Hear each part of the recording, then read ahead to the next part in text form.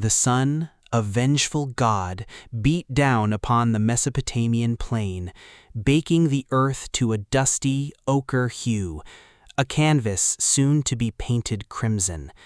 It was October 1st, 331 BC, and the air thrummed with an energy both terrifying and exhilarating, the kind of stillness that precedes the most violent of storms. This wasn't just any storm, however. This was Gaugamela, a name that would echo through the annals of history, a crucible where the fate of empires would be forged. Imagine, if you will, standing there, a fly on the wall, amidst the vast, undulating sea of humanity that stretched as far as the eye could see. On one side, the colossal might of the Achaemenid Persian Empire, led by the beleaguered but still defiant King Darius III, an army so immense it was said to drink rivers dry and darken the sky with its arrows. On the other, the compact, disciplined, and utterly audacious Macedonian force under Alexander the Great, a young man whose ambition burned brighter than any star. This wasn't merely a clash of armies, it was a collision of worlds, of ideologies, of sheer unadulterated willpower. Darius, having suffered crushing defeats at Issus and the Granicus, had learned a bitter lesson. Alexander was not to be underestimated. He had chosen this battlefield, this vast, flat expanse, for a reason. He wanted space, glorious, unhindered space, for his colossal host to deploy, for his scythed chariots to unleash their terrifying speed, for his overwhelming numbers to envelop and crush the audacious Macedonians. He had even, it is said, ordered the ground leveled, smoothing out any bumps or rises that might impede his chariot's deadly charge. This was to be his masterpiece, his redemption, the ultimate undoing of the upstart Macedonian king.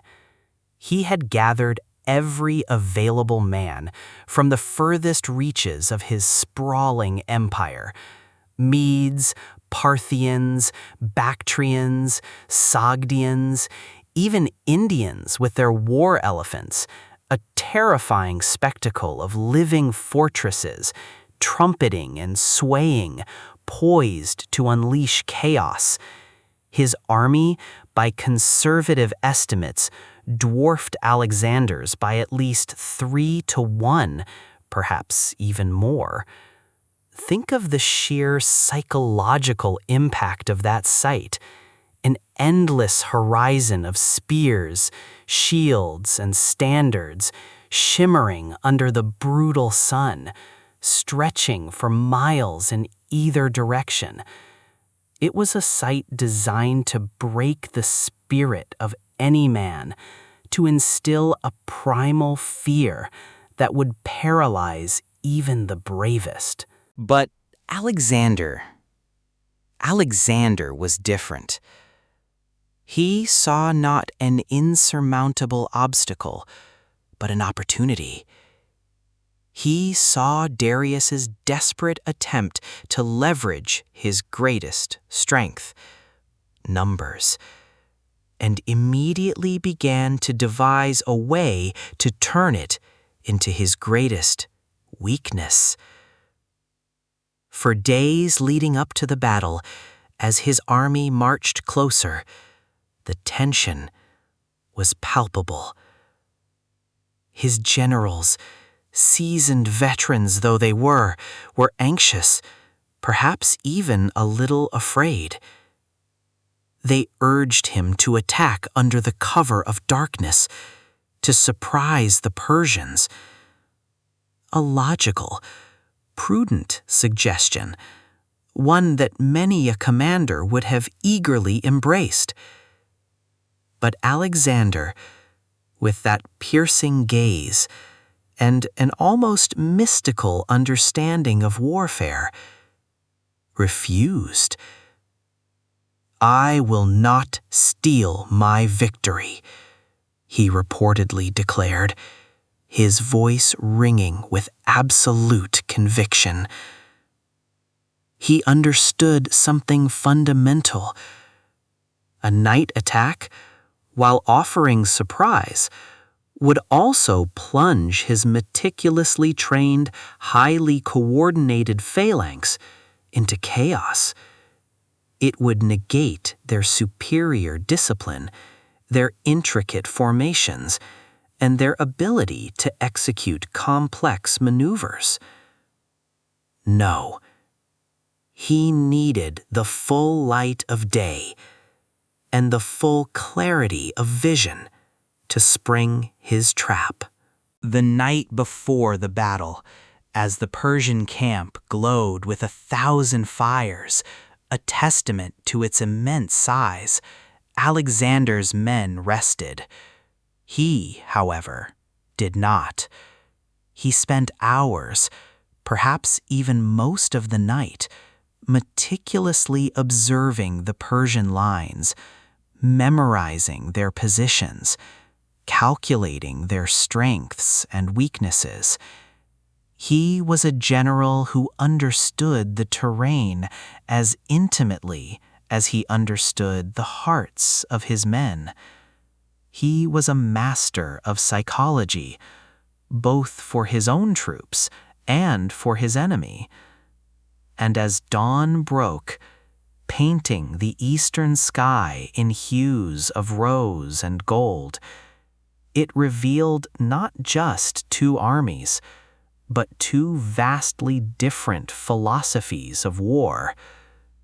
Darius relied on sheer weight of numbers, on intimidation, on overwhelming force. Alexander relied on intellect, on precision, on the unwavering loyalty and superior training of his men. Now, let us delve into the genius of Alexander's strategy, a multi-layered trap that unfolded with almost terrifying precision. He knew Darius expected a frontal assault, a head-on collision where the Macedonian phalanx would attempt to punch through the Persian center. But Alexander had no intention of playing by Darius's rules. His plan was far more subtle, far more audacious. He began by advancing his entire army diagonally to the right, a seemingly innocuous movement that would, in fact, initiate the first phase of his grand deception. Imagine his phalanx, the formidable wall of Saracens, moving not directly forward, but obliquely, like a ship tacking into the wind. Why would he do this? To draw Darius out, to force the Persian king to react. Darius, from his elevated position in the center of his vast army, watched this strange movement with growing unease. He feared Alexander was attempting to outflank his left wing, to move off the prepared battlefield, perhaps even to avoid a direct confrontation altogether. This fear, this uncertainty, was precisely what Alexander wanted. Darius, desperate to prevent such a maneuver, began to extend his own left wing, pulling troops from his center to match Alexander's diagonal advance. And there it was, the first crack in the Persian armor, a deliberate weakening of their central line, a consequence of Darius's overreaction to Alexander's feint. As Alexander continued his oblique march, The distance between the two armies widened. Darius, increasingly agitated, made his next crucial error. He ordered his formidable scythed chariots to charge, an attempt to cut off Alexander's seemingly audacious flank march and disrupt his formations. These chariots, with their whirling blades attached to the axles, were designed to sow terror and chaos, to scythe through infantry like a reaper through wheat. It was a terrifying prospect, a living weapon of mass destruction hurtling across the plain. But Alexander had anticipated this. He had carefully prepared his counter. As the chariots thundered towards his lines, the Macedonian phalanx performed a maneuver so brilliant, so utterly disciplined, it still astonishes military historians. They opened up, not defensively, but offensively. Gaps appeared in their formation, allowing the chariots to pass through them rather than collide head-on. As the chariots sped into these prepared lanes, they were met not by a solid wall, but by javelins, arrows, and spears from the sides, and by troops specifically trained to grapple with the horses and drivers, to disarm these terrifying vehicles. Many chariots were brought down, their drivers and horses entangled in the confusion, while others, having lost their momentum and purpose, continued harmlessly past the Macedonian lines, only to be dealt with by the light infantry and cavalry waiting behind. The chariot charge, Darius's trump card, had been utterly neutralized, transformed from a weapon of terror into a confused, scattered mess. It was a testament to the meticulous training and absolute faith Alexander's men had in their commander. With the chariot threat dealt with, Alexander now initiated the truly audacious phase of his plan. As his right wing continued his diagonal advance, a crucial gap began to appear in the Persian line, precisely where Darius had pulled troops to extend his left. This was the moment.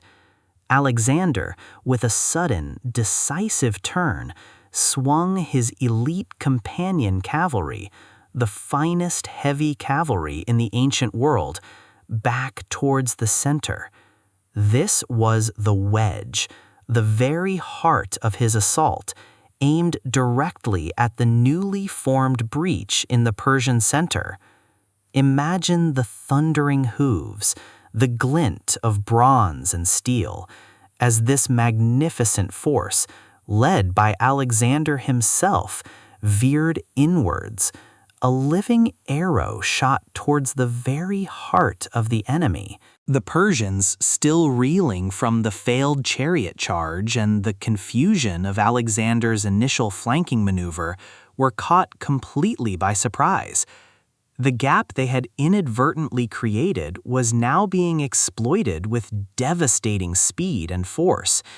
Alexander's companion cavalry smashed into the Persian center, a maelstrom of steel and raw power. This was not a slow grind. This was an explosion of concentrated force, meticulously aimed at the weakest point. Simultaneously, the Macedonian phalanx, which had been performing its diagonal march, now pivoted and surged forward, supporting the cavalry and pushing deeper into the Persian lines. Chaos erupted in the Persian center. Darius, observing this unfolding disaster from his command post, was gripped by a terrible fear. He saw his carefully constructed line shatter, his center collapsing under the relentless Macedonian assault. This was the moment of psychological breakdown. Darius had faced Alexander twice before, and twice he had fled. The specter of those defeats, the gnawing shame, now loomed large. The sight of Alexander's personal guard, the terrifying companions, driving directly towards him, was too much. His nerve broke. Darius turned his magnificent chariot around and fled the battlefield, abandoning his vast army to its fate. And here is where the true brilliance of Alexander's strategy, the trap at Gaugamela, becomes horrifyingly clear. His initial oblique advance had drawn Darius's left wing far out. His successful neutralization of the chariots had demoralized the Persian center, and now his surgical strike into that weakened center, combined with Darius's panicked flight, triggered a chain reaction that unraveled the entire Persian army. The flight of the Persian king sent shockwaves of panic through his vast host. An army, however large, is only as strong as its command structure and its morale. With their king, their living embodiment of imperial power, fleeing in terror, the Persian lines began to disintegrate. First, the center collapsed. Then the left wing, which had been drawn out so far, found itself dangerously isolated, and now attempted to retreat, a disorganized rout rather than an orderly withdrawal. The Macedonians, sensing victory, pressed their advantage with ruthless efficiency. However, a battle as vast as Gaugamela is rarely a simple, one-sided affair. While Alexander was pursuing Darius in the center, and his right wing was shattering the Persian left, the Macedonian left wing, under the command of Parmenion, Alexander's most experienced general, found itself in dire straits. The Persian right wing, particularly the powerful Bactrian cavalry under Bessus and the Scythian horsemen, had held firm and even launched a fierce counterattack. They managed to penetrate the Macedonian lines, driving a wedge between Parmenion's forces and even reaching the Macedonian camp, where fierce fighting ensued. The Macedonian left was in danger of being overwhelmed, and messengers raced to Alexander, pleading for immediate assistance. Here, Alexander faced a terrible dilemma, a moment that separated a great general from a truly legendary one. He was in the midst of pursuing Darius, the ultimate prize, the capture of whom would effectively end the Persian Empire. Yet his trusted general and a significant portion of his army were in mortal peril. What would you do? Most would continue the pursuit, securing the grand victory. But Alexander understood the importance of solidarity, of not abandoning his men. He immediately broke off his pursuit of Darius, a decision that undoubtedly filled him with a bitter frustration, but one born of supreme leadership. He wheeled his companion cavalry around and charged back into the fray, riding at breakneck speed across the dusty plain, a whirlwind of furious anger and determination.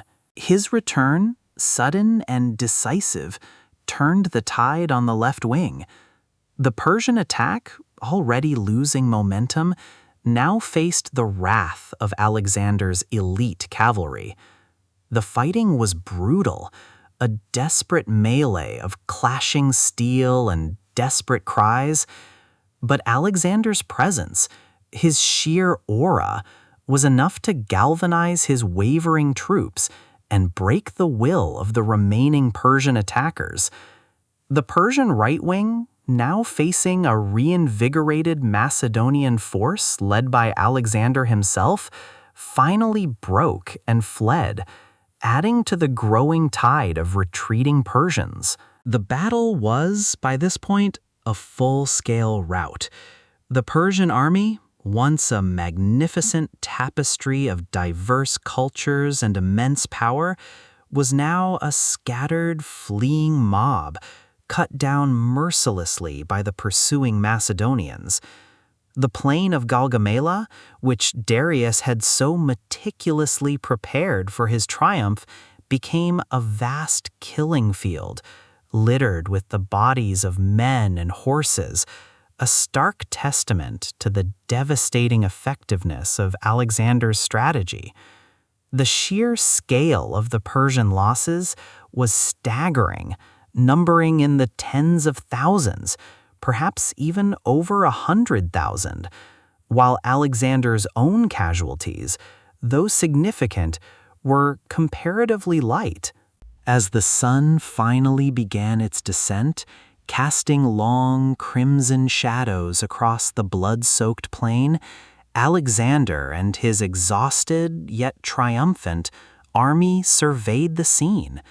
They had not merely won a battle, they had shattered an empire. Darius, though he had escaped, was now a king without an army, a shadow of his former self. Gaugamela was not just a victory, it was a psychological blow, a declaration to the world that the seemingly invincible Persian Empire was, in fact, incredibly vulnerable. But what truly made Gaugamela Alexander's genius strategy?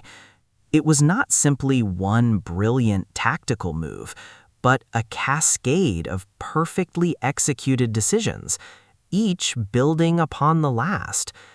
It was the initial diagonal advance, a feint designed to create a reaction. It was the innovative counter to the Scythed Chariots, turning a weapon of terror into a source of confusion.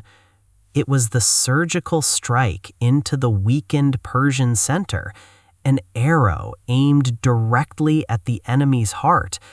It was the psychological manipulation of Darius, forcing him to make mistakes and ultimately to flee. And it was, crucially, Alexander's willingness to abandon the pursuit of the ultimate prize in order to save his men, demonstrating a profound sense of leadership and loyalty that undoubtedly cemented his troops' devotion. Gaugamela wasn't just a battle of muscle, it was a battle of minds. Alexander understood the terrain, the enemy, and, most importantly, the psychology of warfare. He didn't just react to Darius's moves, he orchestrated them. He didn't just meet strength with strength, he found and exploited weakness with surgical precision. It was a masterclass in strategic deception, tactical innovation, and decisive leadership. The dust settled, the cries faded, and the silence that descended upon Gaugamela that evening was heavy with the weight of history, a silence that whispered of empires fallen and legends born.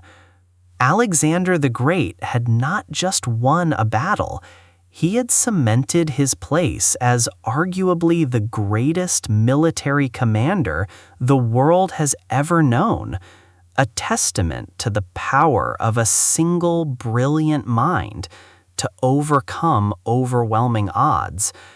And as his exhausted but exhilarated men began the grim task of tending to the wounded and burying the dead, they knew, unequivocally, that they had witnessed something truly extraordinary, something that would resonate through eternity. The trap at Gaugamela, the moment the world truly changed.